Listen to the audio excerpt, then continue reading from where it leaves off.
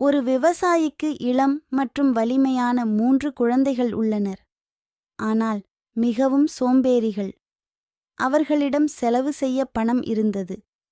ஆனால் அவர்கள் பணம் சம்பாதிக்க உழைக்கத் தயாராக இல்லை. ஒரு நாள் விவசாயி அவர்களிடம், நான் பூமியில் ஒரு குவியல் செல்வத்தை புதைத்துவிட்டேன்.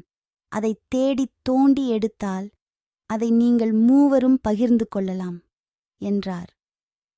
இதைக் கேட்ட இளைஞர்கள் மகிழ்ச்சியடைந்து மறுநாள் தங்கள் நிலத்திற்குச் சென்று தோண்டத் தொடங்கினர். பல நாட்கள் கடினமாக உழைத்தார்கள். நிலத்தின் ஒவ்வொரு அங்குலத்தையும் தோண்டினார்கள். செல்வக் குவியல் எங்கும் இல்லை. அவர்கள் தங்கள் தந்தையிடம் சென்று புதையலைத் தேடும் முயற்சியில் தோல்வியடைந்ததை கூறினார்கள். அதற்கு தந்தை, கவலைப்படாதே, இவ்வளவு சமமாக நிலத்தைத் தோண்டிவிட்டாய், அதில் சோளத்தை விதைக்கலாம் என்றார். அதனால் அவர்கள் நிலத்தில் சோளம் பயிரிட்டனர். நல்லவேளையாக அந்த வருடம் நல்ல மழை பெய்தது. சோளம் நன்றாக வளர்ந்து அறுவடைக்கு முற்றியது. அந்த நிலம் சோளப் பயிரால் மிகவும் அழகாக இருந்தது. இளைஞர்கள் அதை தங்கள் தந்தையிடம் மிகுந்த பெருமிதத்துடன் காட்டினார்கள்.